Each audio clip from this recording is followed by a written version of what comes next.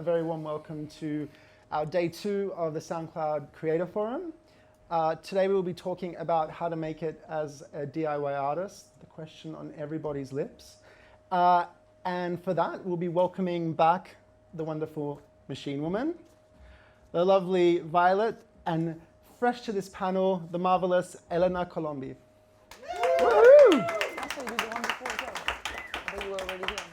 Anna, let's start with you. Should I go first? Come on, Machine Woman. Oh, come on, Machine Women. I'm Yeah. plural from this morning. Yeah, I'm Anna, and I perform under the name Machine Woman. I produce under the name Machine Woman. It's one of my many different aliases, but this is probably one people know of. And yeah, I like experimental bass music. I like tech house. Yeah, and I like Scooter. I don't know, like I love Scooter. I like coffee. Yeah, and yeah. This is like That's a speed lovely That- dating. yeah. Thank you. Yeah. Hi. Hi, I'm Elena Colombi. This is my real name, so no playing around with that. Even though many people think that I made it up because my music is connected to Colombia, believe it or not. And I just moved to Amsterdam, so it's quite exciting to be part of something and just cycling here from home, almost. And yeah, I'm excited about this panel talk, and I quite like the idea of the three of us be chatting together because I believe we're quite mouthy. So there's not going to be a lot of messing around with what we say. Yeah, not a lot of silence in between. I believe. Let's see. I'll watch myself. Hi, I'm Violet. I'm from Lisbon, and I make music and DJ under the name Violet, and I'm involved with a couple labels, Naiva Naivety, Radio Quantica, and Mina. Lovely, thank you. So the themes of today's panel, right? You know, as a DIY artist, we're always wondering, how do we make the right connections? How do we make money? How do we, you know, get an agent? How do we start a label? Like, these are all of the questions that, you know, I see day in, day out coming to me from creators. So I guess I wanted to start by asking, what do you think has changed over the past few years for DIY creators? I think the internet in the first place made it a lot easier, and perhaps let's keep this in a very positive way for now. Like easier to get out to people that normally would never have the chance to listen to what you do, or the music that you're into, or to know about parties that you're putting together, or about a label that you're starting and you're curating. So I think that's the very beginning. And then again, because of these bridges being cut off by the internet, you're also able to chat to each other, exchange ideas and opinions about each other's music, and broaden the spectrum of also what you would be into because of someone else's who could be potentially on the other side of the world. So I think the start is the same start as someone who could be a listener as well as an artist. And I like this a lot as well. There's a bit maybe like less society like imposed roles, and you can be either or both. Like, you can really come up with an idea and make it happen and reach out to people within a day if you wanted to. And I think that's brilliant. I'm very happy to be alive right now in that sense. I mean, there's also just like so many like new tools out there. If you need distribution, you need to like master your track, you need to do anything. All of this stuff like is at your fingertips now. Yeah. And that's definitely something that we at SoundCloud are really focused on, you know, that having a streamlined experience for a creator, you know, whether they're DIY or otherwise, is really important to us. And so making sure that they can monetize their music, making sure that they can, you know, they can now distribute their music through SoundCloud, all of that stuff, just to make things a little bit easier and less fragmented. And I think that kind of is pretty true to the rest of the industry, how the industry is right now, quite fragmented, right? There has been some improvements in the past few years, especially with platforms like Bandcamp, where like you can again like kind of like skip all this in between people and like have a straight connection with people who want to buy your music and get the money directly to you, which I think is quite an important step, especially when we're talking about niche music. So we're talking about smaller amounts of money as well. Like the more people you put in between, the more cuts there has to be like, and the more rules there has to be like, and I guess the more you can skim out of this, then the more fresh the relationship becomes, and the less forced you feel to take certain directions. And Absolutely. although like you just mentioned to me now about this new direction and idea that SoundCloud had, which I think is absolutely brilliant, but I personally would like to know more about it, for example. So I don't want to really switch the roles, but Sure. I would like you to tell me more on how you're like looking into, like, let's say for an artist, like either of us could be, let's say I'm uploading my track today. How do you actively work on wanting to monetize that for me, if that makes sense? Yeah, sure. So in several ways. One is all of the deals that we do with labels so that your content is automatically monetized through your distributors. And the second is if you're an artist that owns all the rights to your music, and you just make music and don't have a distribution deal or anything, you can then upload that directly to SoundCloud and you can monetize that straight away, and then go one step further to then distribute it to all other platforms on SoundCloud and get like all the royalties back paid to you through SoundCloud, and that's just part of your subscription. Okay, so you didn't like add a step where you like have to have a contract or anything. It's just like within what we already have. You need to sign a contract, and the contract says that you give SoundCloud permission on your behalf to monetize and distribute your content. SoundCloud doesn't take any ownership over everything. You keep 100% of your rights. Everything we do is about trying to empower creators. We're not trying to get you into any tricky contracts or anything like that. Sounds good. Yeah, I mean, it actually really is good, yeah. Otherwise I wouldn't be here. So I would like to talk a little bit about building a team as a DIY artist, because I think it's probably one of the top questions I get. Do I need a manager? Like, is having an agent more important? And I think maybe it's also different depending on what genre or community you're in, and maybe like it's a bit more specific for the electronic community. So I'm wondering, what advice do you have to people that are not sure how to build a team, and how in fact did you build a network around you to support you, whether it be a manager or an agent? Maybe Anna? Hi, you're looking at me. Hi. You might want to talk. Yes, I always want to talk. So building a team. Okay, well, first question to ask, how much have you actually built yourself? Because I got approached by people who, oh, I need a manager. I'm like, yeah, how many gig offers do you get? Like a week, a month, a year? Oh, 1 or 2. I'm like, okay. Do you do any mixes? Oh, I had one mix and I've done it like last year, and it was for a friend. It's actually on private link. And you're looking for a booking agent, like you understand.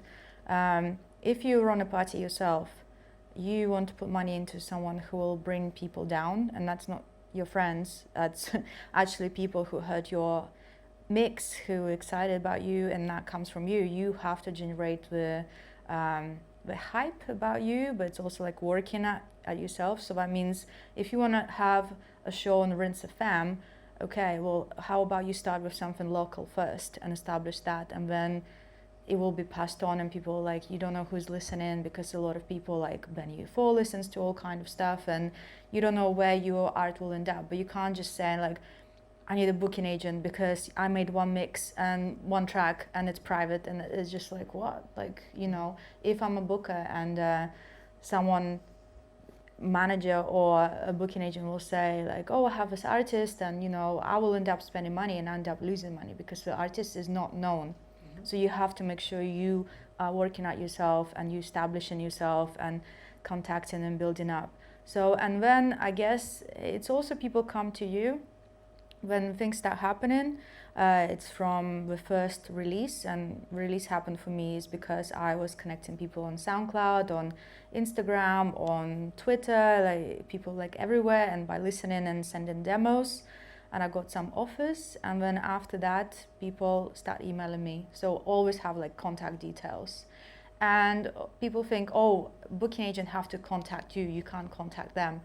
If you get in like 2 offers a week or like 1 offer a week, and it's a decent offer, you can send email to a booking agent you like or the artist you like. You can find the details, if you do research, again, work, and say like, look, I'm I've got this, and it's actually things happening for me, and can we have a meeting, or can we have a Skype call, can we chat? And you know, most people, it's also like about business. People want to make money, so if we see things happening for you, people would want to work with you as well, but they also want to see you working on things.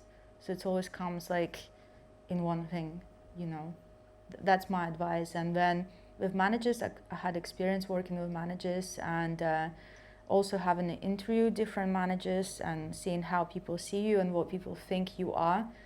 I always, like, my advice is like always have meeting with anyone who contacts you, because you will find out how they work, it's experience, but also how much they don't know about you and how they see you as something else. And if someone comes there and they know your history, they see where you're going, they like your mixes, they know where your mixes are, they know where you have played, you know, what kind of like record you released, that kind of person should be considering to run, because you will have to give percentage from everything you own. So you are employing them, they're not employing you. They're driving your career. So it's important to have someone by your side who understands who you are, you understand your brand, what kind of things you want to do, what kind of things you don't want to do. And it comes, you know, it comes naturally, gradually, so it doesn't come overnight. It happens like, and the more records you bring out, and you don't actually have to just bring records and get hyped about, it's also like your skill as a DJ, how you develop your style, you know, it comes that as well. And it's being active, definitely, because people will see you being active. It's a really good answer. Thank you. Thank you. You're very welcome. And how did you start to pick up gigs in the early days of your career? Did that happen when you moved to London? Oh my God.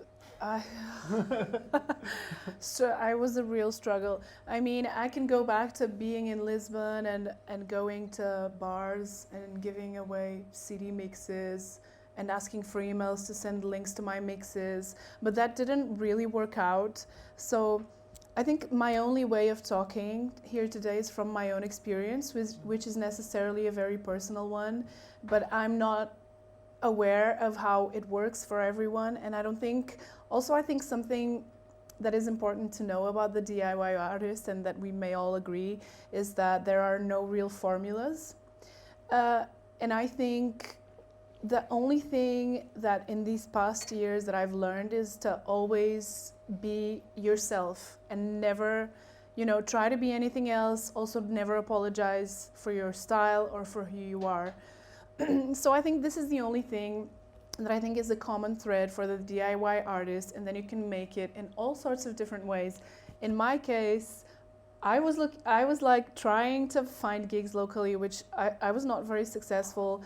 The only ones I really got in the early days was friends that were running parties that trusted my taste, and I was playing at first with my cousin Maria, which we had a group together called the Mod. I think what also helped me get a bit more involved and know how things worked was work with music stuff. So I worked in a record shop and I worked in a music magazine, both, you know, independent, so not part of big platforms. So that kind of instilled, like, I guess, the DIY mode of thinking into what I was also doing. But from there, I also got, you know, a few of my first gigs. Actually, the first time I ever played was for a party that the magazine I worked for used to throw. It was called Optimistic, which is so funny because I'm known for being optimistic and whatever, and my label is called Naive. So I don't know, maybe this was like an omen, it was a sign. So I played Optimistic, and obviously, like, at first you're not good, and the volumes were all wobbly, and I couldn't really like equalize the music properly. I was not beat matching for quite a few years. For maybe 5 years, I didn't beat match at all when I was DJing. So yeah, Portugal was really hard because Portugal is very different now than it was 13 years ago. It still struggles from some of the same things, but the money was never there. So it was always a poor country since I was born. So there were really no fees or very little, and the spaces were either small or didn't care about music. So it was very hard to actually play. So moving to London for me was a big step in having gigs. And again, it all came, in my case, more from community, grassroots connections with friends. and one thing that a memory that I really cherish is my first residency, which was in London in a pub.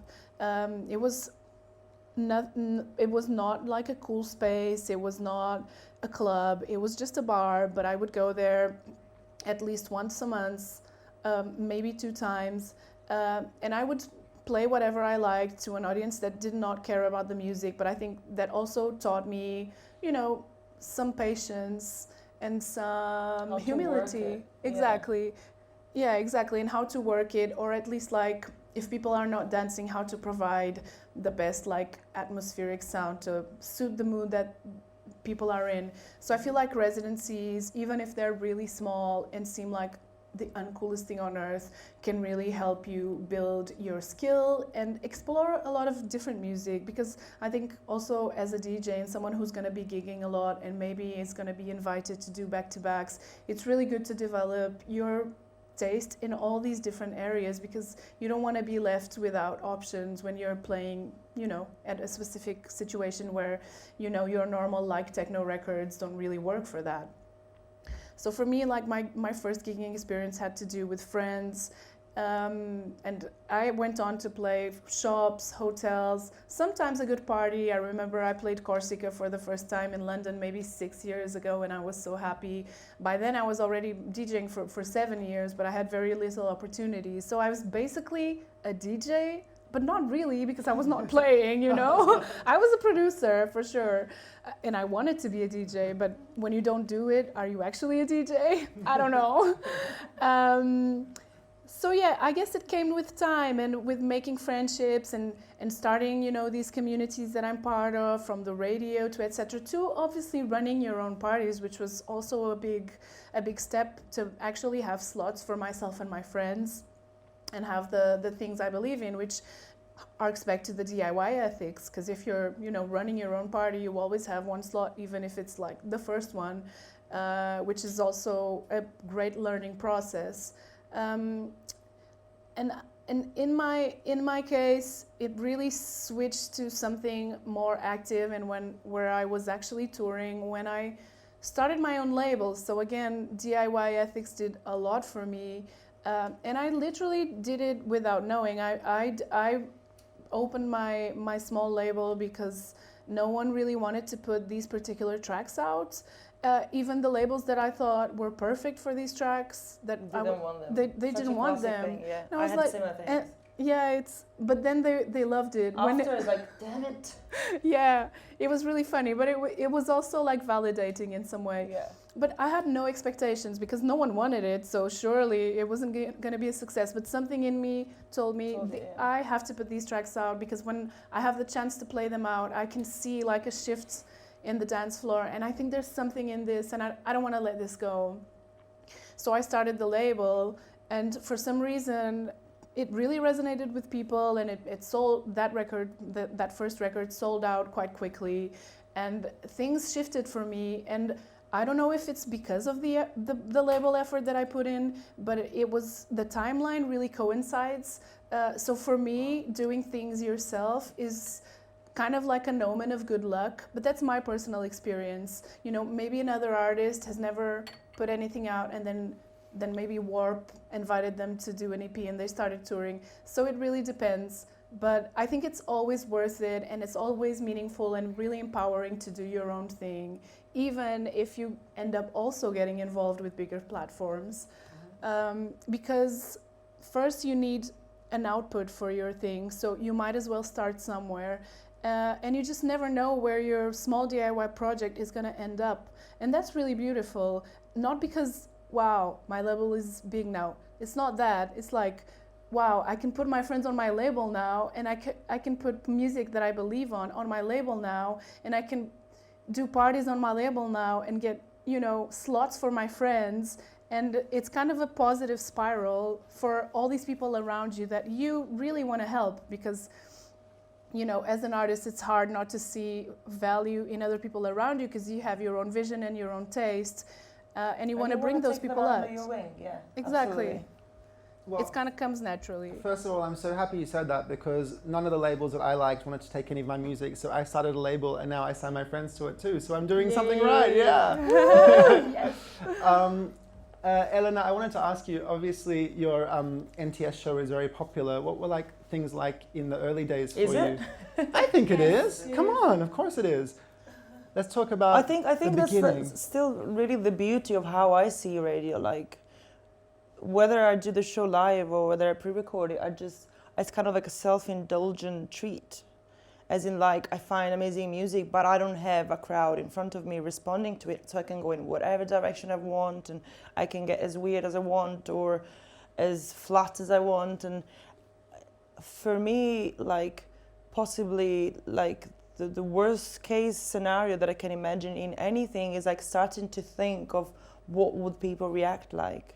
And it's the same as, like, I really agree to what Ines was saying about like keeping it real. I think as far as you go, like if you just do something that you really believe in, sooner or later someone, no matter how little or how big, is going to listen to your voice and be happy about it, and then something will click and something will unroll out of it. And I think it can happen in completely different ways.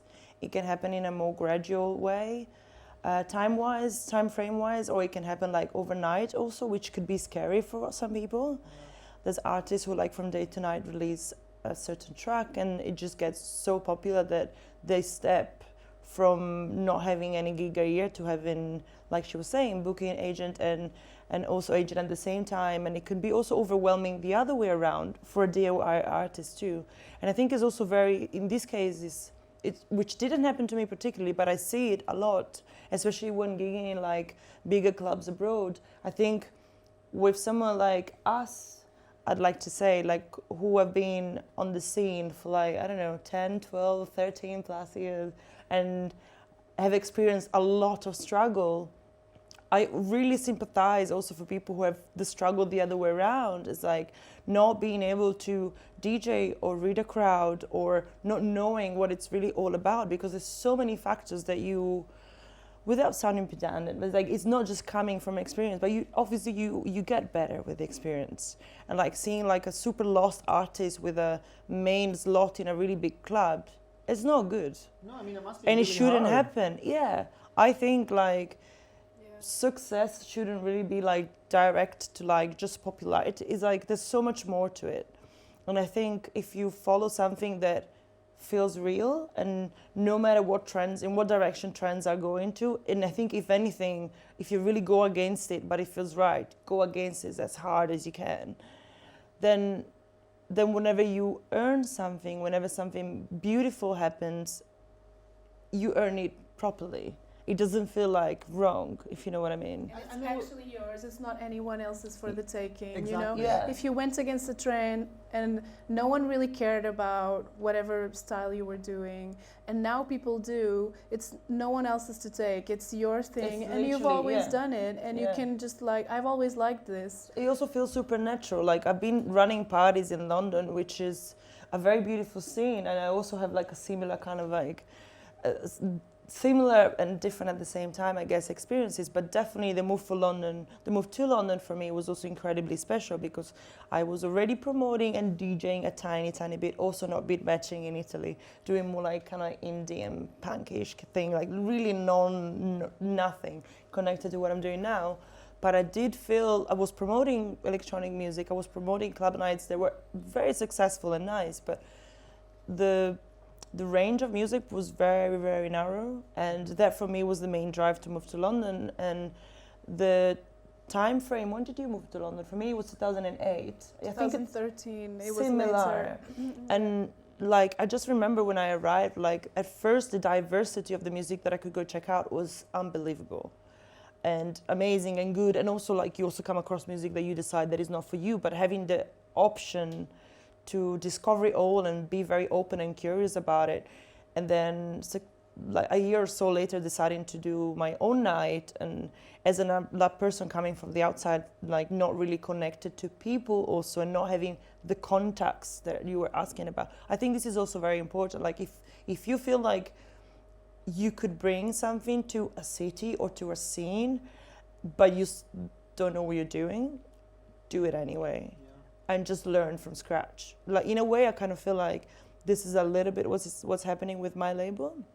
It's like, if it just feels right, just like dive into it and follow it. And you also might make some really dumb mistakes. And I think these are the best moments where you learn and then you move on and suddenly you're a master at what you're doing. Yeah, but that was a really strong message what you said, because actually I get people like young artists writing me every single week, and they like, really the best advice that I can give them is just to stay true to, and it's a bit of advice that I'm sure has been said a lot, but just to sort of stay true to really to who you are, production wise, artistic wise, everything wise, because I think it's very easy to be influenced and sort of like follow a sound that's already popular and these kinds of things.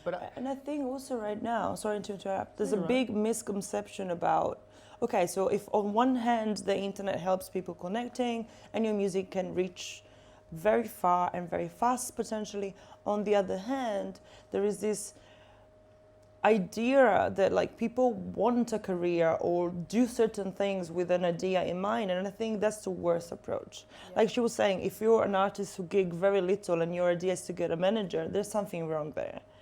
It's like, do it because you believe in it, and start local and start little and help your friends out. And like, the more I think you just keep it real, really, like the more also like you have like the strength to grow. And if something really bad happens, you still have like your beliefs and the core to like go through like heavier things happening, right? Whereas it's like, if you are starting already like with, how could I get from A to B, and who could help me in this, and what kind of music should I do, what sells the most, then open a shop and sell products, Yeah, I mean, really, if you can get to a point that you're making music that is really synced with how you feel, and that you feel really good about, and that it reflects who you are, and it makes you feel really artistically satisfied, I think that is already a huge achievement. Like, absolutely. Huge.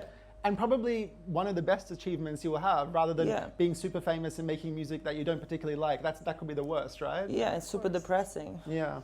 And also, if you do your own thing, no one's going to be better at being you than yourself. So you have much more potential for uniqueness, for having a voice that will resonate with someone else.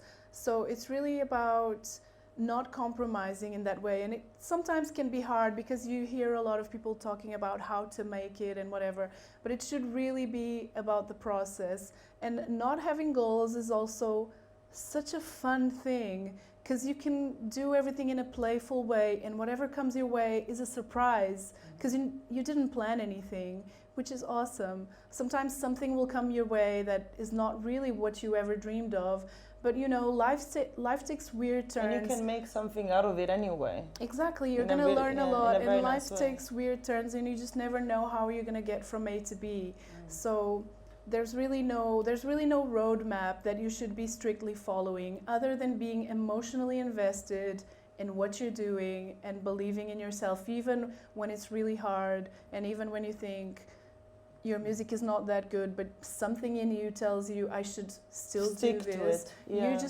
You will get better at it, and only time will make you better at it. And I also think, like, when I think of the, I don't know, private list of people in my head that I really look up to, they all like really got somewhere really late in life. And I think there must be a reason for it. It's like, it wasn't like an overnight kind of success or social media bomb that just like exploded. And I think it's just connected to how they just like did their own thing for as long as they could. And then suddenly someone just went like, hold on a minute, this is incredible. And then the way it spread, it's like, so I think it's easier. The longer you keep on doing what you believe in, is also easier to like not compromise. Even if at the eye of someone else, something might seem like a compromise, it's actually not, because you make it your own. Whereas if you're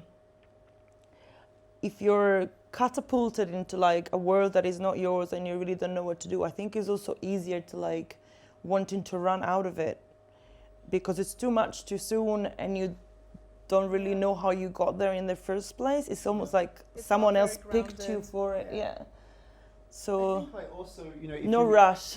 exactly. Yeah, exactly. I mean, there's no problem with being young and having big dreams. It's just like enjoy the process, because that's gonna definitely be the best part. I really miss being super broke in London and having like 1 gig per month. I do. The enthusiasm and the creativity The that amount was of going. time that you could spend before every gig, this is something that I Amazing. personally miss. Like Yeah, I miss it spending so like 2 much. weeks preparing for a Oh my set. god. It's like Dream. it's magical.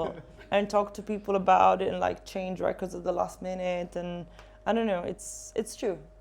And I think there'll always, if you really stick to the music that you feel represents you the most, there will always be an audience somewhere for that music who connects with it on the same level that you do. And it only takes like one opportunity for someone to reach out and say, hey, that really moved me, or another artist to say, hey, like that's like kind of like my vibe too, maybe we could work on something together. It just takes one of those things to really then potentially grow into something I think else. there's also like, if we take like a very big time frame within the possible career of an artist, of a musician, it could also go the other way around. It's like someone finds you and gets really probably as excited as you are about what you're doing, and then there's like a growth for a little bit, and then whatever new trend comes in and things change a little bit. And like this is also when I admire artists the most. It's like life is life. It's not only one thing or the other. It's like it happens in your family, it happens in your emotional life, it happens with school and teaching and work. It's like you go through growth at some point, like you get a bit better at what you are, and then there's periods where like just bringing you down really heavy, and this is also part of it. I appreciate that as much as, you know, the successful or more like, I don't know, like enjoyable moments. And I think even like being capable of like keeping it together and be yourself through slightly darker times, and then the circle comes back again. Like this is also what I admire a lot in other people doing what we do. Nice. I know, hi. Hello. I think I'm going to ask you a SoundCloud related question. Is that okay? Cloud. She's got the t-shirt on. I think it's fine. I'm ready. I wanted to ask you, like, how do you, like, obviously you use SoundCloud a lot. How do you grow your fan base on SoundCloud? Okay. Because you're on it a lot. You can see. They have all the back data. They can see how many clicks you have per day. Yeah, because it's the product and platform I use the most, because it's something what I'm interested in, what I believe in, and it's also comfortable for me to find new music through that, and also like spread my music. And how do I acquire new people? Well, I guess at the beginning it was putting some tracks and some blogs, writing about it because people search and people find it, and also connecting with people, like, you know, the right people, because if you just like mass email everyone, it's just fake, and then people start blocking you, and it's like just not good. But if you like sticking to someone and you like specific labels, even, you know, often the music you send to them, even you like the music and label, they don't like it because it's, you know, you try maybe too hard to sound like them or something. That's all, you know. I think if you like techno guys tell me, we always hear like techno constantly coming, and we want to hear some like really weird quirky stuff, but the label is like 100% techno, and they said like people just send every day, and sometimes people even get harassing people.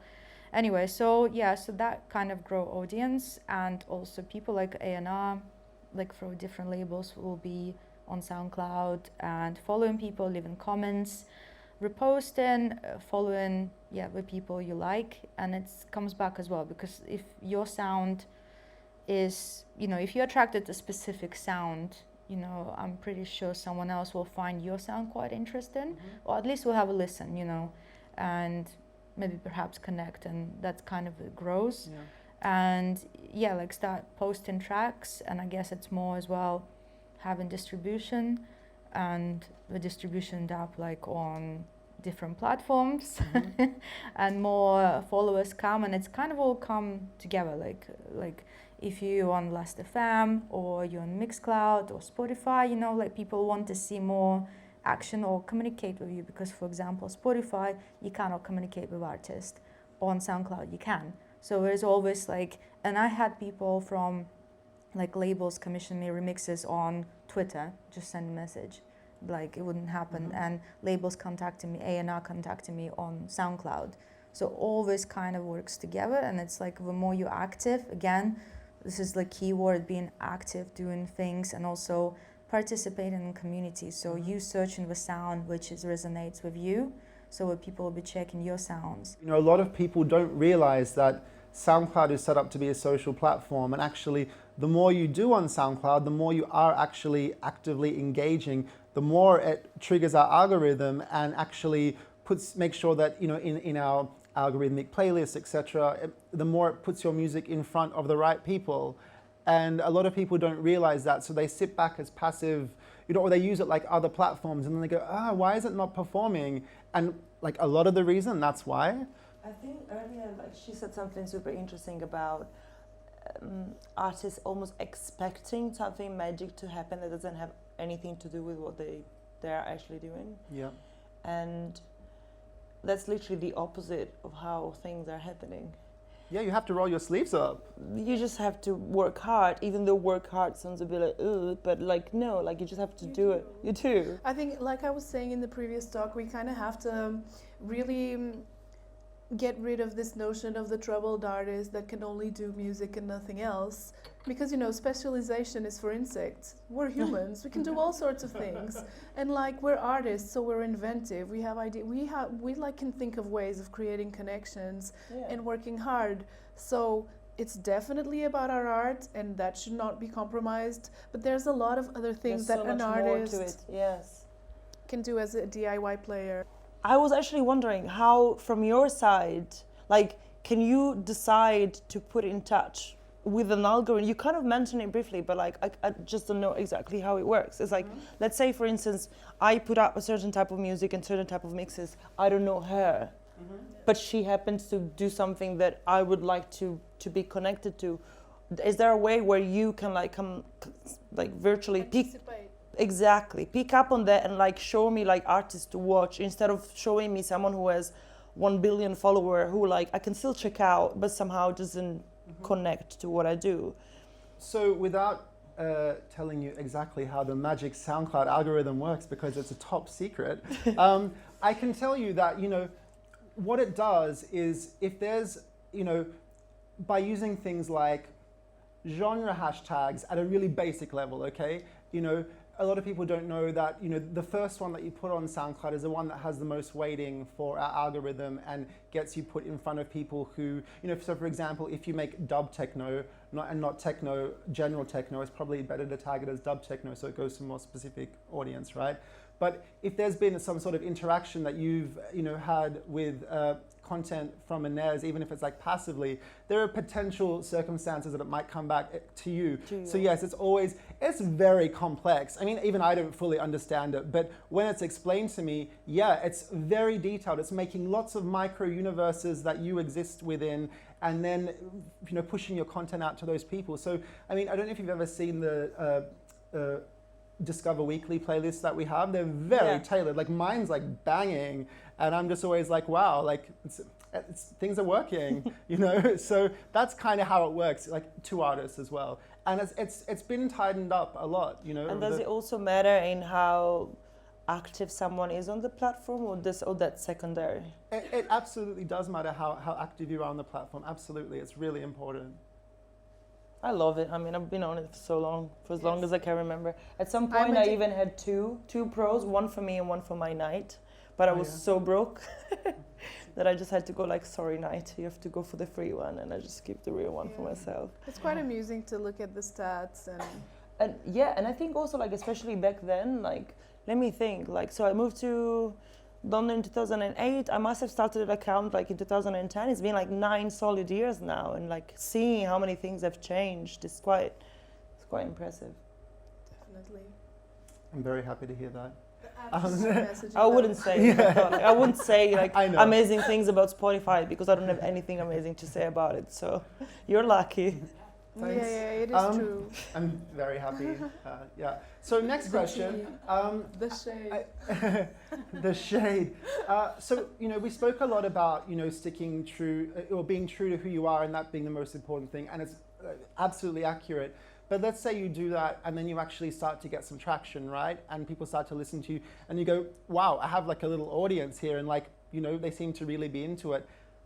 How do you engage with that audience and keep them interested? Because that is valuable to you. It's like I'm assuming that as soon as that starts to happen, you're like, wow, and it's exciting. How do you keep that momentum going? I think in the first place, if someone approaches you exactly like you described now, is because they're into what you do. Period. Yes. And that already is like strong enough to get a word of mouth going, even though like it seems so passé now to mention it. Like I remember, for example, playing. Back in the days, I was still working in the record shop and playing sometimes at weekends, mainly in London. Cool parties, but still having to go to work at weekends the morning after, incredibly hangover. And I had this gig at Rywax, and I wasn't even sure it was a good gig. I just thought, fuck, I went a bit too hard. Oops, sorry, I said the F word.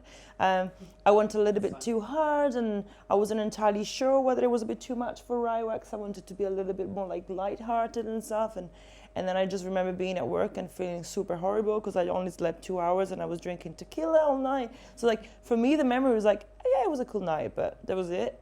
And there was a connection, I think, between the night manager and someone in the crowd. They were raving about it for so long that the word got to Italy, a country where I'm from, a country where I haven't been living into for like 13 years plus, a country that to a certain extent still I find it difficult to connect to because I feel very different. And even then, like I had people writing me on Facebook saying that they heard of this set, the magical set at Rywax. So like, Amazing. I think if the connection with someone is real, it's strong. Yeah. No matter how it Actually, started. the first time I heard about you was someone connected to Rywax. So You see, like it was insane. I didn't expect it either, but like so many other things happened out of this. And also what I think this could potentially be a super good piece of advice if someone out there is a bit like me, is like there's so many instances still where I finished playing and for me something didn't go right. And when for me something doesn't go right, I get so deep into it that like I finish something and I think, all right, tomorrow I'm going to be a gardener. Yeah. I'm finished with this. I was so bad at it. And luckily a lot of the sets are now recorded, and then I have the time to let it sit for a little bit, and then I listen back and I'm like, actually, I just got obsessed about this 2 minutes or this one track that I played. And don't give yourself like such a hard time. Don't be like me, because like sometimes like there's so many more factors I get that a lot as well. yeah, or the other way around. And when it's the other way around and I feel really positive about it, and it's rare that the connection wasn't there. Like it's rare that someone else was like, ugh, actually this wasn't really good. But I guess it's also connected to like not ever having had plans to be here and doing this. Yeah. Like I was running parties, I wasn't really making any money with it. I wasn't really expecting to get anywhere, and then magically a few key things like this Rywax gig and some people who listen to the radio show, some little invite for podcasts, like it's kind of like all lifted up, but like it's never been like, right, I'm a DJ, what are you doing?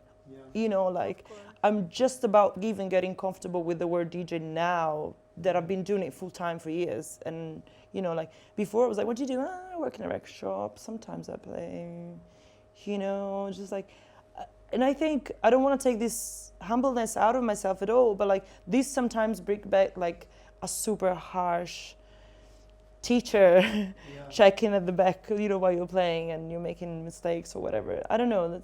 That's a good answer. I think also like giving yourself like a little bit of a room to grow and to really make mistakes and do things not at the perfect level that you would like to be every single time is kind of nice. There's two more topics that I would really love to cover.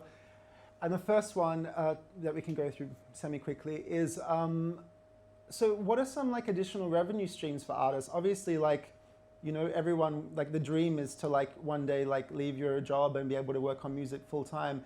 Outside of the music, is it mainly gigging? Is it like coming up with cool merch ideas? What are some, not that there is like a formula, but what are some things that people could think about?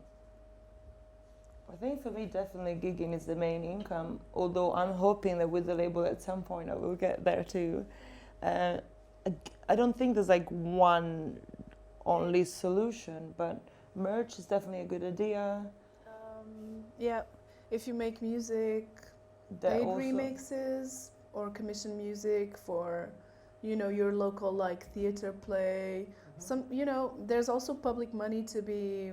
Yeah, exactly. be- Applying for fundings is a very good way as well, and Applying also for stuff like Shape Platform, exactly. or who give now you more deceased RBMA. visibility. Yeah. They give you more visibility, and they will give you also some gigs. So there's money coming in from that as well.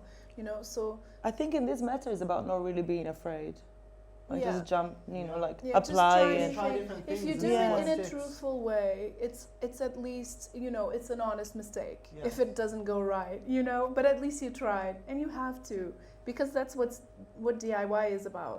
Unless you want to be picked up by a white horse label, but that's very unlikely. So if you want to stay and it in might way, not work out for it you might also. never yeah.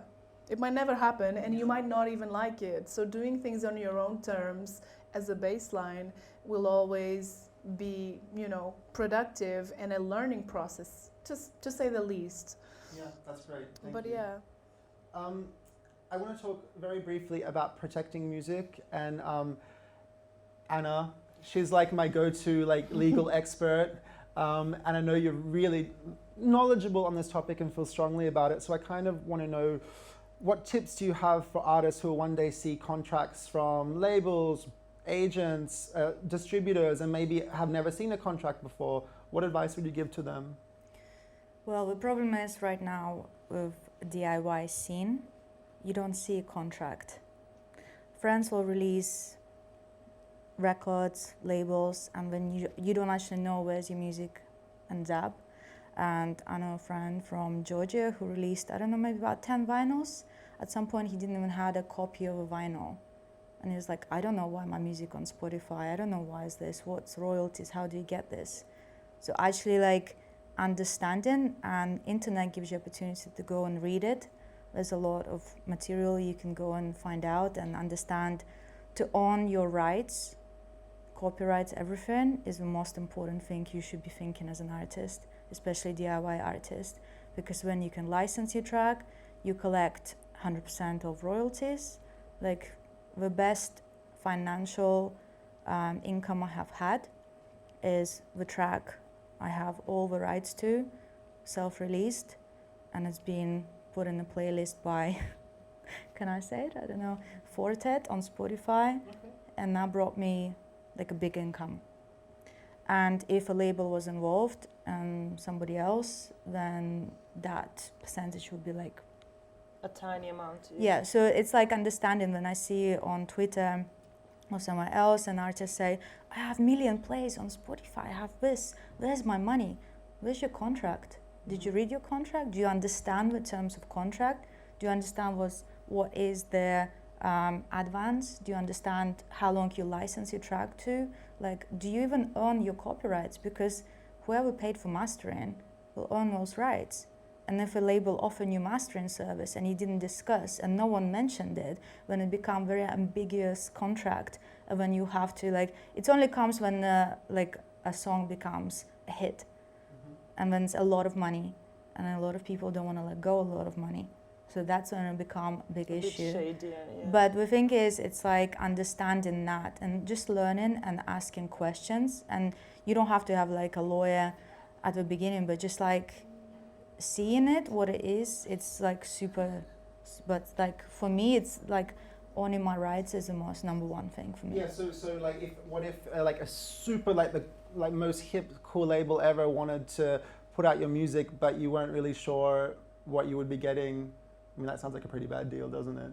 Like, this thing of like verse, I know that if I put my music out on this label, it's gonna do this for my career versus like owning my songs and getting my own revenue. I mean, I think it also has to do with like, so like for example, like I only just started a label and like the first release had no contract at all, but from my perspective, is like I work with two people that I trust, and I hope they trust me back.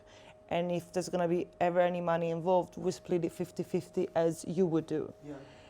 On the other hand, a lot of other people who might have labels and they might have different intentions, and in those particular cases, having a contract could really save you, because you don't know who they are, or you don't know what their intentions are, and you don't know whether they want to protect you and support you and push you as an artist. And so I also really think, as a DIY artist, it's very important to maybe put aside for a little like the idea that like one specific label would be the best for your career, and start with people that you trust first.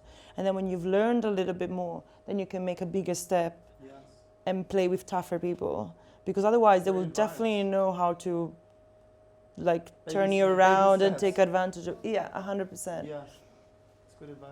If it's a bigger label, there will be, I guess, a contract involved, and you can read it through, and you can always negotiate a contract as well. So that's not off limits. That's something that people do. But I think as big labels, like they normally come from a place of more power, and they will try, of course, their best, and they know obviously a lot more than you do. It's true. But if you get some help in these instances, I mean, I've done counter proposals for contracts, and it was successful. Yeah. So you can if do they're it. asking you, then.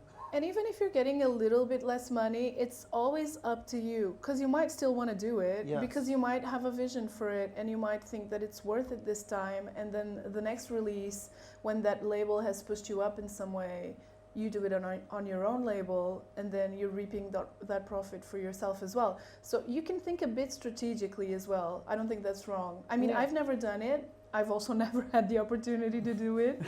But I don't think it's a wrong way to do it. I don't think there's a wrong way to do it, to rephrase it. Yeah. Awesome.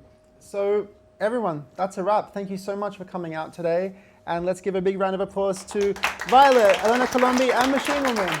Thank you so much.